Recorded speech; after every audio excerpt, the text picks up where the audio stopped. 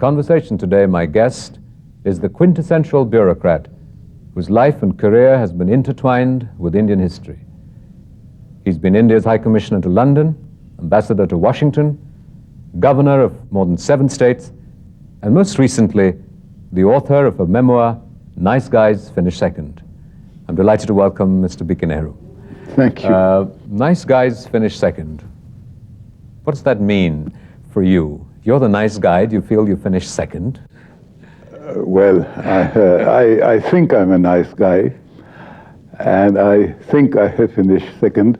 A lot of people have asked me this question because I find that the American idiom of saying that nice guys finish last is not known in India, and not even known in Britain. Well, this is a takeoff on that. I didn't finish last, but I don't think I finished first. If you'd finished first, what might that have been? It depends on the standards of value you have to judge your own achievements. And my standards of value, I suppose, are somewhat peculiar. I think I mentioned this in my book, that I was brought up on my maternal side with the result that the people I met there were all somebody was a chief justice, somebody was a chief minister, somebody was a member of the executive council. And it seemed to me, well, that was a normal thing for people to do and to be. So what did I achieve if I also became something of that sort? So in the book, with sort of nice guys finish second, I sensed a sense of regret about the Secretary Generalship of the United Nations. Is that what you might have meant, perhaps? I did not mean that. I did not mean that. But as I look back at it, that was a position which would have given me that position in the country that I would be listened to. If I'd been Secretary General, came back here after 10 years of Secretary Generalship in 1971, people would have listened to what I have to say. Today they regard me as another bakwasi. Well, I wouldn't. In the book you describe how Krishna Menon perhaps sort of scuttled that possibility. Have you forgiven him for that? Yes, Krishna Menon scuttled the possibility in the sense that if he had said to me that you should take it, you should do it, I may well have changed my mind. You see, it was suggested to me first in 1960, a year before Hamashol died, and I turned it down. It didn't attract me because I hadn't thought it out. And Panditji asked me why. I said, sitting there and settling people's quarrels doesn't appeal to me. You had a remarkably close and intimate relationship with at least 2 American presidents, Kennedy and Johnson.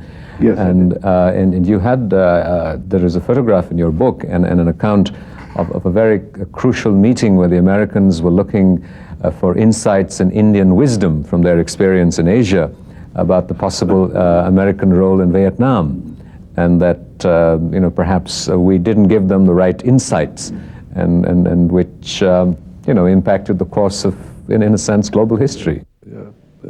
Yes, that I feel it did. You see, that Panditji's visit to the United States in 1961 was a very extraordinary visit because Jawaharlal Nehru, as he was then, was certainly not the Jawaharlal Nehru I had left when I last came to India. It was only a few months before. And with the benefit of hindsight, I get the impression that he was actually a sick man at that time. Somebody suggested the other day that he might have had something called a silent stroke. Well, it's possibly he did, because he just was not answering any questions. He wasn't even speaking. It was deeply disappointing, the chemistry between President Kennedy and Pandit Nehru. Unfortunately, because normally you would have liked those two people to like each other. They were the same type. They believed in the same values. Kennedy was a great admirer of Panditji. You've had this sort of remarkable ringside view of history and in the interactions between men who have shaped global and national destinies. How important in these interactions is the personal relationship that people are able to establish? It's quite important. It's very important, in fact. Actually, the value of these visits is not in what you get, the documents signed and the treaties signed and all that, which have been negotiated months and weeks and a long time before. It is in how they react to each other. And if they react well and become friendly, then the international relationship becomes so much easier. I mean, you may continue to differ, you may continue to disagree, but you're not questioning the other fellow's bona fides. What were some of the sort of decisive interactions between people that you feel had made a significant impact in the course of our history? Did you say Mrs. Gandhi and Lyndon Johnson? Mrs. Gandhi and Lyndon Johnson, yes, they got on very well indeed. He was completely taken by her, and certainly that eased my work a great deal. I don't know if the American reaction as it was to our. I mean, we were actually starving. That's we had right. no You negotiated the PL-480, the food aid. And yes, it was fantastic. I mean, if that aid hadn't come, we would have had a worse situation than the Bengal famine. As a senior member of the Nehru family, what were your relationships with some of the younger members of the family?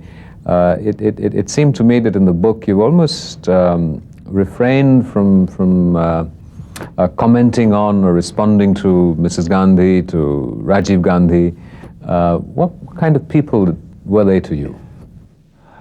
How do you mean responding to them? Actually, with Mrs. Gandhi, with Indira Gandhi, I had a good relationship. It was only I had that row with her in Kashmir, but that didn't mean that our relationship was at any stage strained in any way.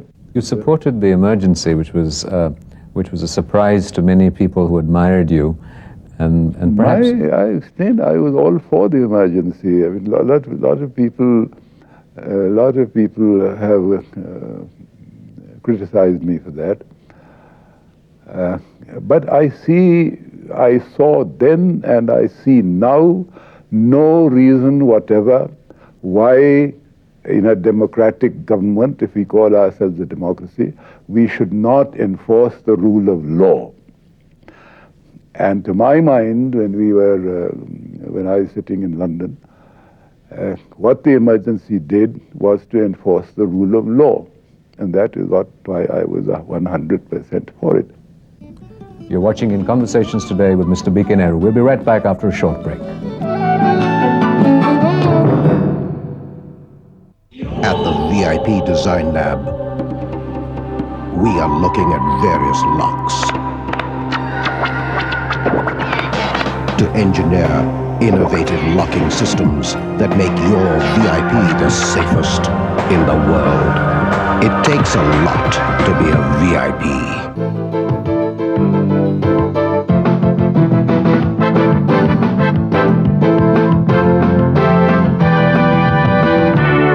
ये आराम का मामला है। रूपा frontline brief और waste, ये आराम का मामला है। Team dara de dana, team dara de dana, team dara de dana.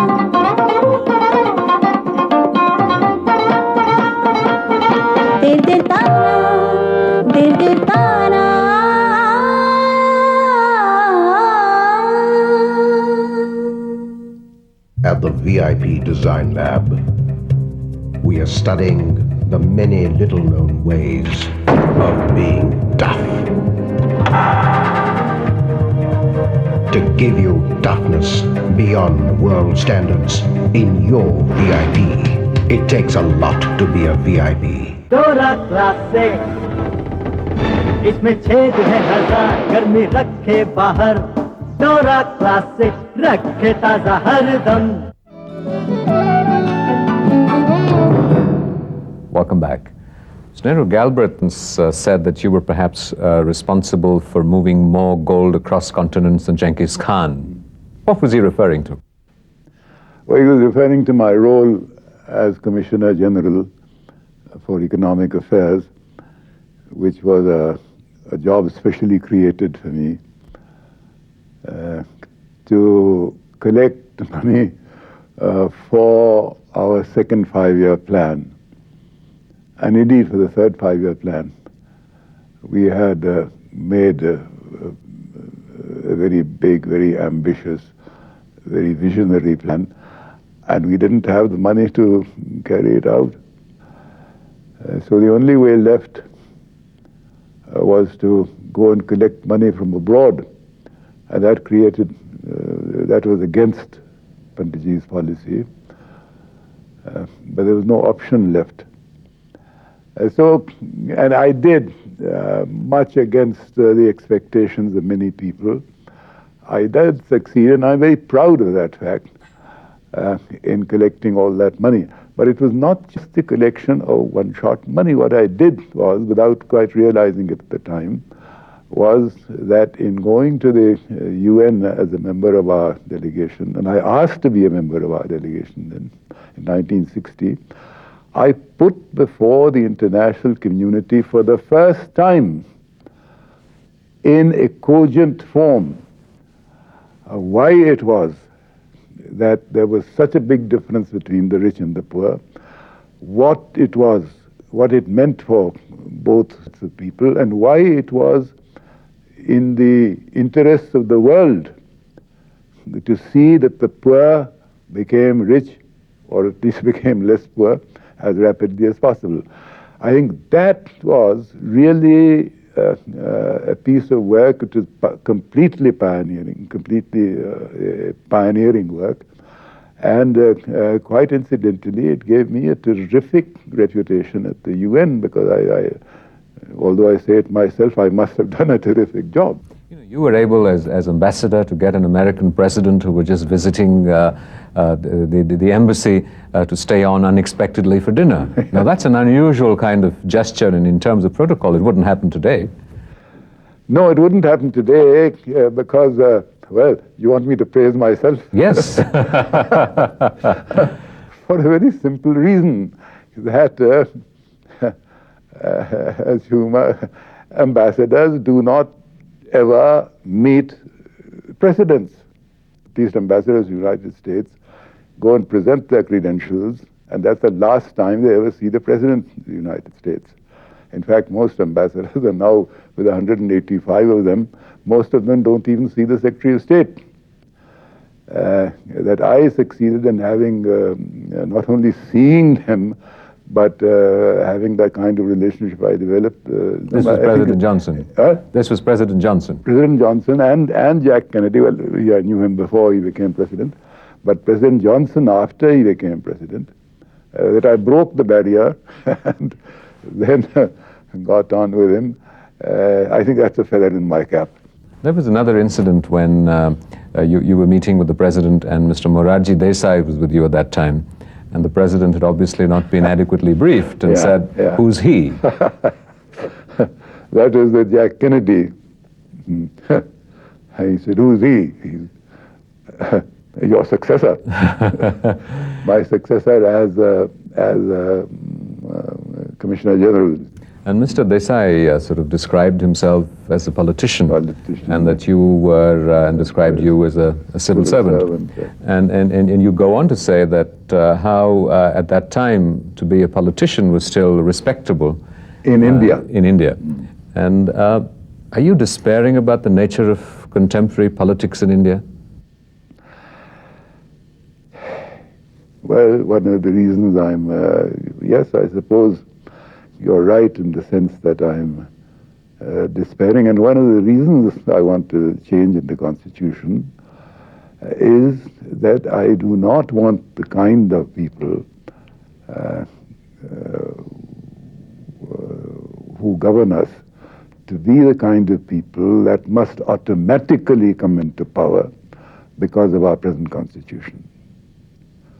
I want people who are really capable of governing and have the interests of the country at heart to come in, to have a system which will enable them, not only enable them, but almost compel them to rule us, rather than the kind of riffraff that rules us now. And there is no escape from that if we follow our present Constitution. Every country and people get the government and the politicians they deserve. Perhaps we deserve this. Yes, but then if we are content with saying that, it means that we've given up hope for ourselves. Where does this impetus for change come from? It's got to come from the people. I think I've been very heartened by the fact of this somewhat injudicial judicial activism, because what it has shown is that the country, the people in the country do care for honest government. They do not want politicians to steal their money, to cheat them, and to do the things that they've been doing now for years. This is not new what's being exposed. What's new is that it is being exposed, and that the people like it being exposed, so that they know how they have been governed all these years, that the netas are not really netas, they are another form of looters. What about the civil servant that the president was referring to? The civil servant, again, has succumbed. See, the civil servant in our time one could never think of his being corrupt. And when occasionally, there are black sheep in every family, when occasionally you could find the slightest trace of corruption, you got rid of the man. I give you one incident in Hisar where I started my service. This was not an ICS officer, but a police officer. He was dismissed because he had filled in his petrol tank in the car and not paid for it. His punishment was not discharge, not retirement, not transfer, nothing. It was dismissal. That is the kind of thing we were used to. So what would you do with the Constitution? You have a presidential system of government, but how would it solve this? It's a very long thing. You would have to give me several hours to explain it to you. What I intend to do now is to try and develop it into book, meeting all the arguments against it, because a lot of people think that the presidential system means an autocratic system, which it doesn't mean at all. I mean, if you say that the United States is an autocracy or that the dictatorship is ridiculous.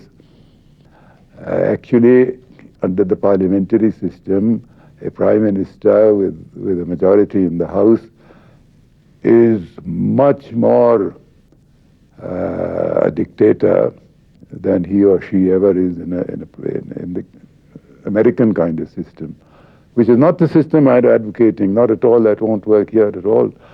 I'm advocating something that grows from the grassroots, where we have some traditions still left of democracy. You're watching In Conversation today with Mr. B.K. Nehru. We'll be right back after a short break. At the VIP Design Lab, we are looking at various locks to engineer innovative locking systems that make your VIP the safest in the world.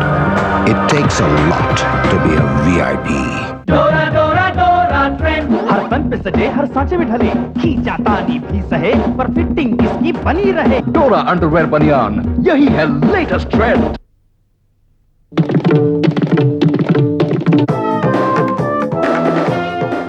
आज तक अब आप शनिवार को भी देख सकते हैं, यानी हफ्ते में 6 दिन, समय वही रात 10 बजे, एकदम नया रंग रूप, नई चमक दमक और पहले से ज्यादा समाचार।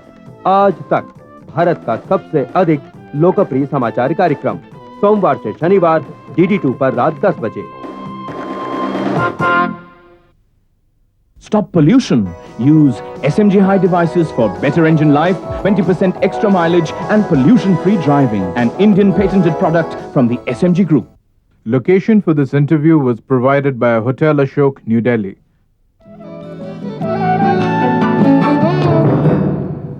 Welcome back.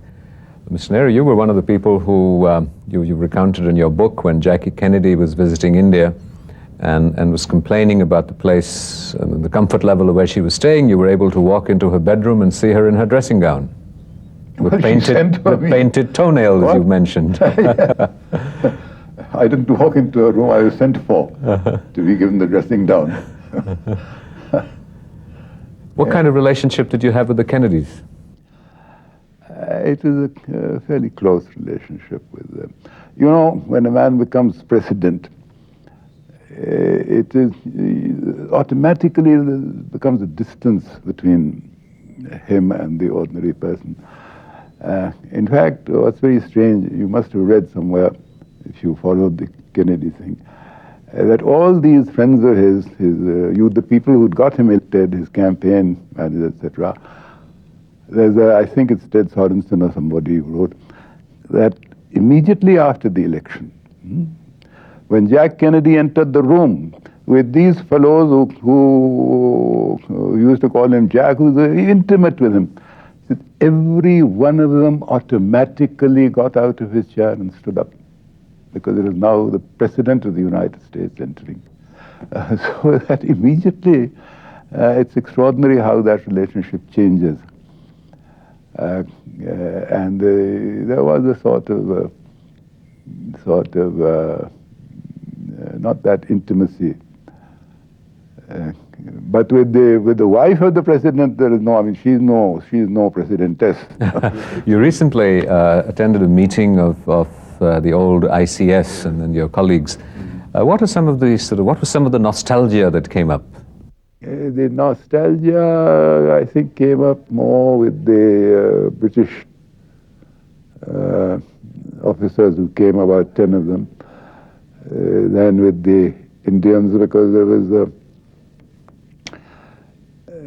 after all, we went on.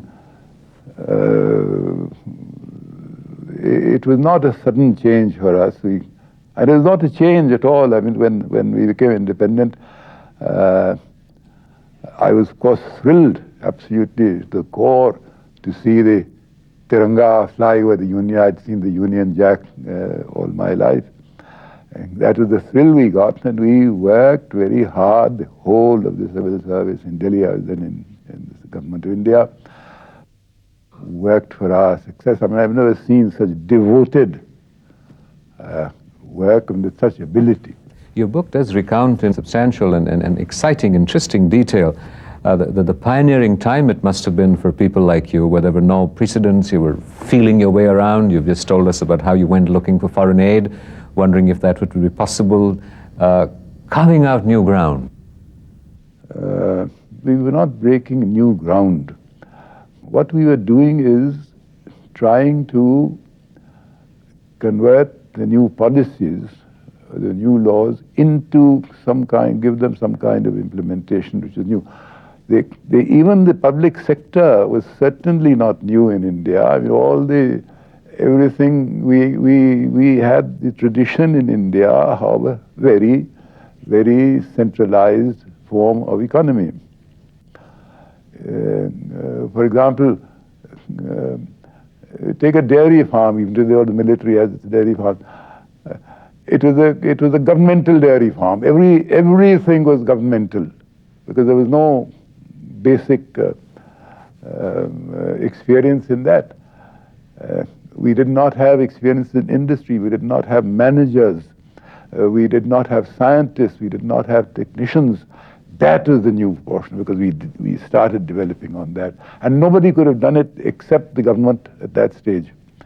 But, and thanks to Panditji, I give absolutely 100% marks to Panditji for that policy that he followed. What is your most vivid memory of Panditji at this time when you look back? You know, people got afraid, I get this impression now. They didn't realize that he liked opposition. He liked the other point of view to be that he had no feeling that he knew everything. But people somehow didn't have the courage to oppose him. When you did oppose him, his first reaction was, "Don't be a fool." Or in fact, if he called you that, or if he called you an idiot, that meant that the argument had gone home and that you were acceptable. And then he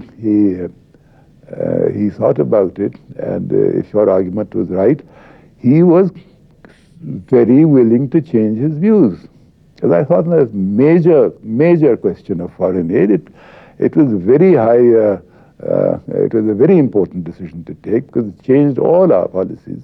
It's the 50th, sorry to interrupt, it's the 50th anniversary of India's independence. What are your feelings at this time? My feelings at this time are very mixed. We've made for 50 years a great deal of progress. We are a people who like grumbling, and so we grumble all the time. But the fact is that we have made enormous progress. Statistics are different. God knows what they say. I don't remember them anymore. But the visual impression that one gets of India today is so entirely different from what it was 50 years ago. The fact that every Indian today wears shoes. When I first started my service in 1947, nobody could afford to wear shoes. So Nehru, what is the agenda that you now have for yourself? The agenda, there's a time comes in life when one wants to do nothing.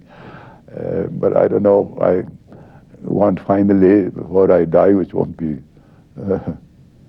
take very long now, is to really develop my ideas on the new constitution, on the constitution I would like. And most importantly, how to get it. Nehru, thank you very much indeed for your time. Thank you. Thank you. It's been Thank a you. great privilege and privilege.